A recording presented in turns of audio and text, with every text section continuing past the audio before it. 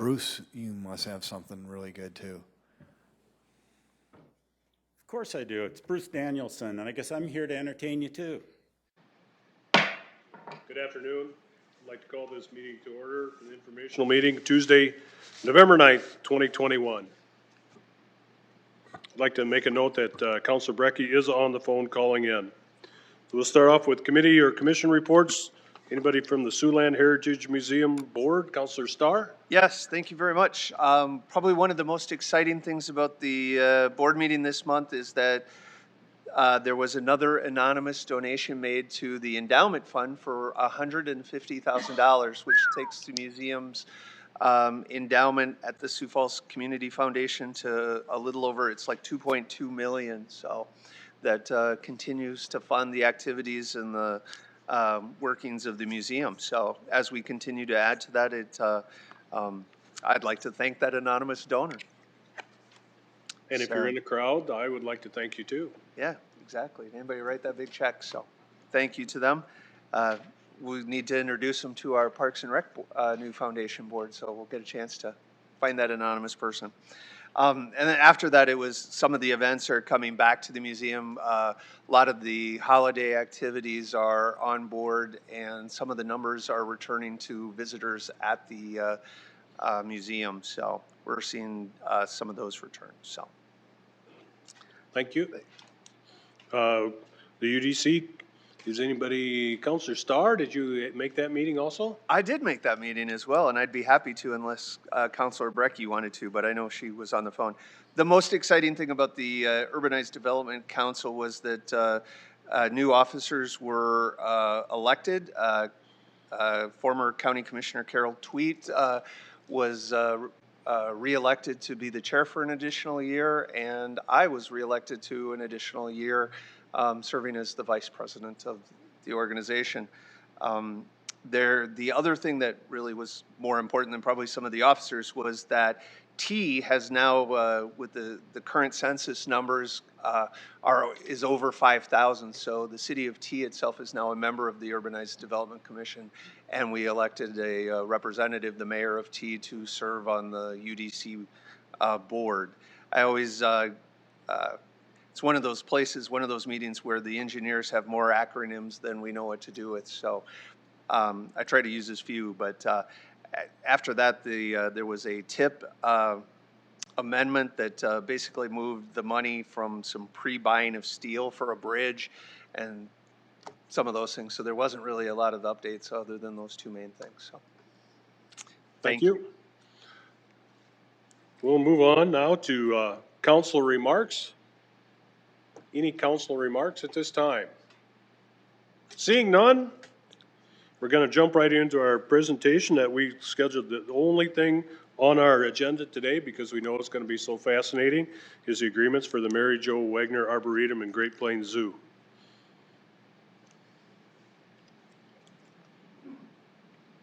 Good afternoon, Jackie Nelson, Parks and Recreation Administrative Manager. So here to talk to you about two management agreements that will be coming forth to council here next week. So the first one I'll start with is the Mary Jo Wagner Arboretum Management Agreement. So the current agreement to date is a one-year term that expires here at the end of the year. This new agreement that we'll be bringing forth, we are updating to a 3-year term. So moving from a 1-year to a 3-year, beginning in January of 2022 and expiring December 31st of 2024. Beyond that term, the agreement itself has no other additional changes. So keeping it very simple, as the agreement seems to be working very well the way that it is stated today. However, as I go through this presentation, as I know some of the counselors are a little bit newer, I want to just go over some quick responsibilities, just highlight a few that are important to the agreement. The first one would be in regard to city responsibilities. So city staff is out at the Arboretum daily and does help take care of ground maintenance and building maintenance. So anything from landscaping to snow removal to walkways and things like that. We do have operational staff that is out there supporting the Arboretum. And then we do assist as well with some capital funding on a case-by-case basis. As it relates to the society, they do provide all the visitor services. They also schedule the year-round activities. So they've actually just brought on a new person to really focus on that programming and really support driving revenue and attendance at the Arboretum to support their new master plan. In addition, they do establish fees for their services, and those fees are presented every fall to the park board for approval prior to them charging patrons to use their facility.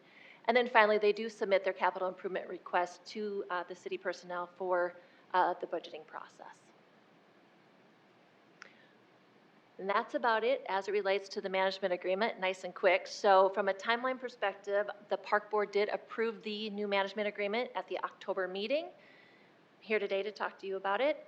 And then city council will be November 16th with an effective date of January 1st. And with that, I do have Mike Cooper, who's the new executive director for the Arboretum, here to answer any questions, along with Sue Aguilar, and she's the president of the Arboretum Society. So with that, I'll open it up for questions.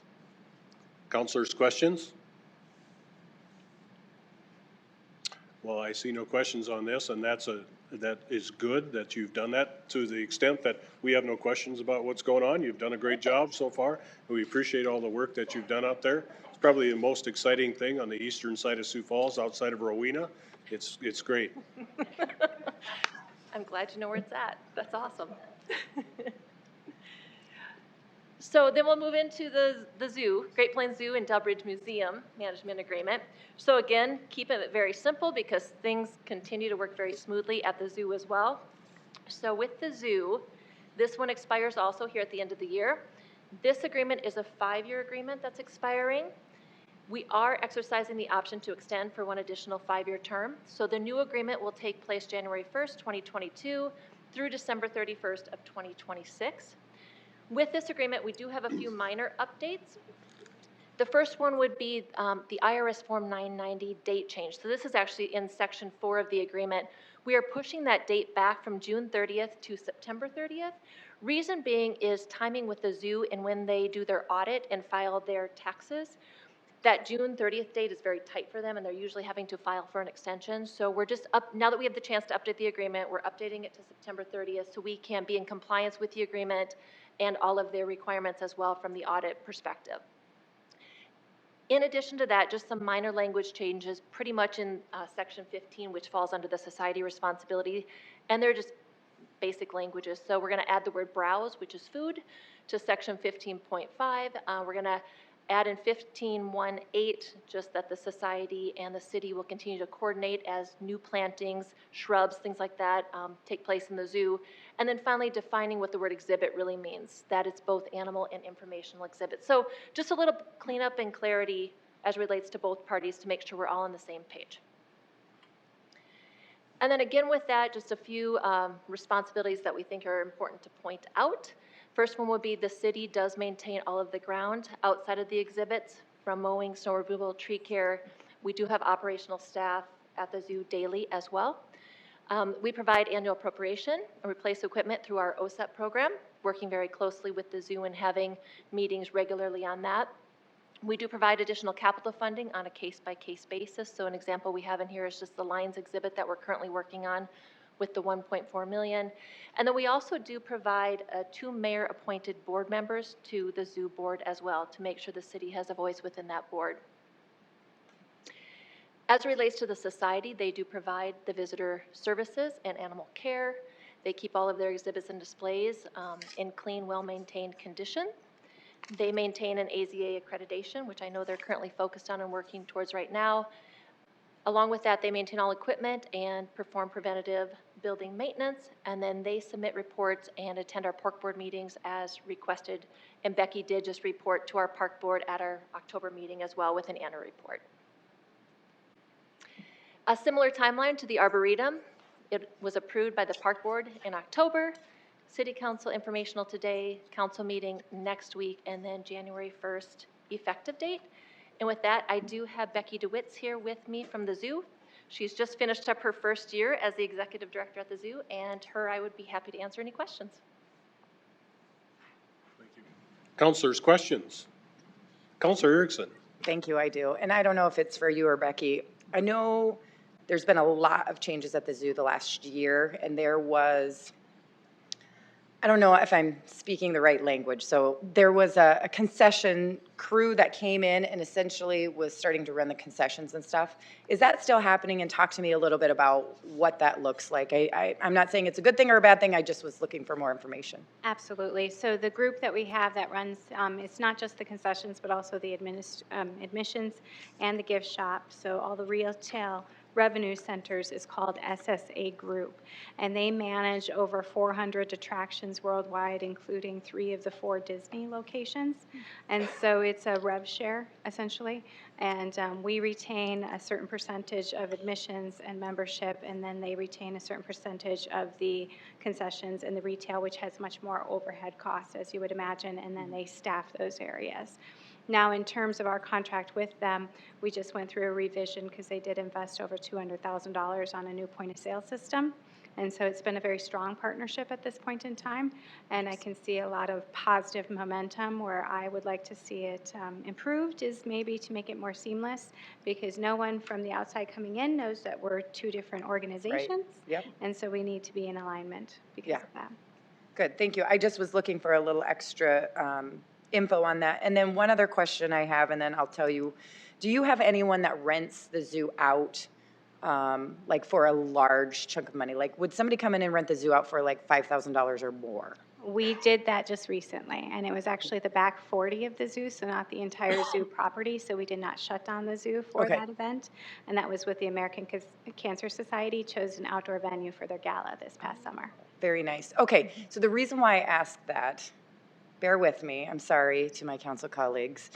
I've kind of been on this kick that I'm sure they paid their bill. I'm not saying they didn't pay their bill or anything like that. I just don't want us to get into the situation that we have with another venue that owes a substantial amount of money for renting it out. And so if that's just a onesie twosie kind of thing, then I don't think it's a huge deal and doesn't need to be added into the contract. And I think that's awesome that you're trying to find new ways to generate revenue. If there's a great space back there, if you can generate revenue in a park-like scene, go for it. I mean, that's great.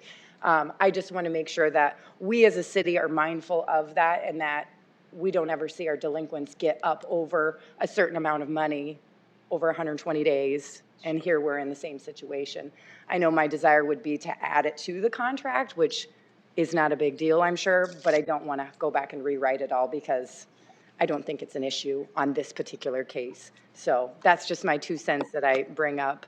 But thank you for being innovative with that, using the land that it can be. I've been to some great events just with your fundraisers and stuff, and it's really fun. So thank you for what you're doing for there. And appreciate congrats on the year. Thank you. Marshall Selberg, please. I'd follow up on that just for a hair. Do you advertise those type of events, like it's available for that, or do people know? I had no idea that. We do. We don't advertise it necessarily to that grandiose scale. So we have different rentals that we have just a rental schedule of costs, and then add on, if you will, a la carte features that we can incorporate into their rental. The American Cancer Society came to us, honestly, because they were just looking at doing something different with COVID. And so it was a bit more of that one time of an event. I would like to see more of that, but I will say we need to work on infrastructure to make it more viable in terms of access to that back area, so that the concessions, the vendors would have a good way to bring the food and tents, because there's not a true access point without driving all the way around the zoo to get to that back 40. Right. So in the future, yes, I would absolutely Yeah, love because to I always would expound think on of like that. birthday parties and that type thing, but I never thought of that. And I would certainly think there's potential there, which obviously some other people have seen that too. So anyway, I learned something new today. Thank you. Counselor Starr. Yes, thank you, Mr. Chair. Becky, I'm excited about the progress over the last year at the zoo. It's been incredible, and it's been good for our city. So that takes me to where I want to go. Talk to me about how people who can't afford the zoo, because a day out at the zoo is still a pretty good chunk of change for a lot of families. So Sure. tell me you want to do a free day or a free First Friday or Yes. something that, I mean, I rail on this, unfortunately, over and over again, because I think the turnout that we had when we opened the bear exhibit was incredible to have a free weekend. So help me, if someone can't afford to get to the zoo, how do we open it up to the community and give access to Sure. those that want to? And the city invests a lot in it, and how do we make that happen? Well, we also saw the demand, especially with the City Pass, when that happened last summer. And so what I'm excited about is we're revamping the Zoo for All program and making it a much more turnkey, simplistic process, so that instead of going through any type of application process to gain entry into the zoo, we're just following the guidelines of what would be the Museum for All program, which is a national level program. So if you have some type of proof that you qualify for SNAPs or an EBT card or CHIPS, any of those type of services, you just simply show that proof of eligibility, and we're looking at $3 for an adult and up to $1 for a child. So with that, you could have 6 children and 2 parents come in for $12. So we are planning to launch that in January, and that is something we're doing with the SSA group as well in terms of the mechanisms for that program. I like that. It's a good program. I'm still stuck on a free day or a free weekend or something that we open it up to the community where you don't have to show those other things and the need. And it's because we do spend millions both through the Parks Department and direct allocation to the parks. And I like that for the rest of the year, but for whatever reason, I'm stuck on that. It needs to be a lot easier, and it needs to be, weekend early in the season or late in the season or whatever it is. The turnout that I saw as part of that day, and talking to grandparents who, they still wouldn't invest the $12, which is unfortunate because the value is there. That's certainly not the point, but the point being is that they had to pull their SNAP card out, or they had to show some of the other things that do become embarrassing for some folks. And there are some that don't qualify for those programs but still have a tough time bringing the family to the zoo for a weekend. And when we invest that many tax dollars, like I said, I'm stuck on a free day, whether it's a free First Friday or a free, however we make that happen. So And take that into consideration, certainly. thank you. Anything else, councilors? I would like to say, well, for this last year, without the controversy, it's been very nice. And my grandkids certainly use the zoo. I will say that you might have got a couple of possums of yours loose. They've roamed down to my house, so you could come pick them up anytime. That would be great. Sounds great. Thank you. Seeing nothing else, we'll move on to public comment. If there's anyone here from the public who would like to speak on either of these presentations, now is the time. Seeing none, we'll adjourn this meeting. Thank you.